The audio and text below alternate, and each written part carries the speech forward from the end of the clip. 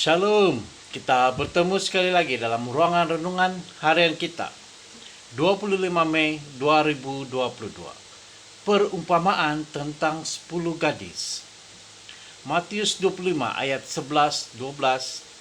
Kemudian datang juga gadis-gadis yang lain itu dan berkata, "Tuan, Tuan, bukakanlah kami pintu." Tetapi ia menjawab, "Aku berkata kepadamu, sesungguhnya aku tidak mengenal kamu." Perumpamaan tentang 10 gadis mendedahkan kebenaran yang amat penting, yaitu kita harus mengenal Yesus untuk dapat masuk ke dalam perjamuan perkawinan anak domba. Walau bagaimanapun aktifnya kita di gereja, apapun kedudukan atau tanggung jawab kita, satu syarat untuk masuk surga adalah bukan berdasarkan siapa kita atau apa yang telah kita lakukan, tetapi siapa Dia, yaitu Tuhan, dan apa yang Tuhan telah lakukan. Seperti sebilangan besar daripada kita yang ingat akan cerita ini, terdapat 10 gadis yang mewakili 10 orang anggota gereja sedang menanti kedatangan pengantin lelaki ataupun Yesus. Masa kedatangannya telah ditunda dan mereka semua sama seperti murid-murid di Getsemani tertidur.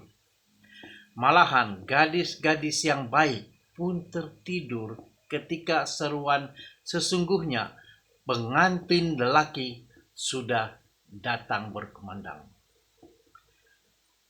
Sekarang tugas para gadis itu adalah untuk mengiringi pengantin perempuan dan pengantin lelaki dari rumah pengantin perempuan ke rumah pengantin lelaki di mana majelis perkawinan itu akan diadakan. Jelas di sini mereka semua kenal akan pengantin perempuan dan mereka menunggu untuk menyediakan lampu bagi pesta tersebut yang akan diteruskan ke acara yang penuh gembira. Apabila gadis bodoh itu mendapati mereka tidak mempunyai minyak untuk lampu-lampu mereka, mereka harus bergegas ke pasar malam untuk membeli minyak. Sementara itu, pesta perkawinan tersebut telah diiringi melewati bandar menuju ke rumah pengantin lelaki dan di sanalah gadis-gadis bodoh itu pergi dan mencari pintu masuk. Apabila pengantin lelaki itu sendiri menjawab ketukan di pintu, mereka tidak dibenarkan masuk karena dia memberitahu mereka, "Aku tidak mengenal kamu." Pelajaran daripada perumpamaan ini adalah jelas. Sekadar mengenali pengantin perempuan ataupun gereja adalah tidak cukup. Kita harus mengenal pengantin lelaki. Marilah kita jangan menjadi seperti gadis-gadis bodoh dan pergi ke gereja berpikir bahwa dengan pergi ke gereja kita akan selamat.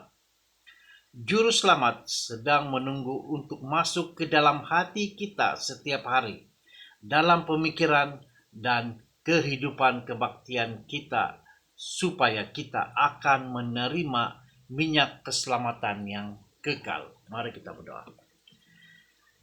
Ya Allah yang penuh dengan kemuliaan dan kemurahan serta kasih, terima kasih Tuhan karena begitu indah sekali firman-Mu pada hari ini.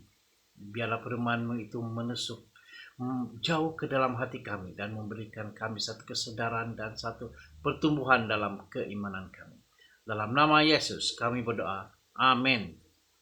Terima kasih kepada yang mengikuti renungan pada hari ini. Amin.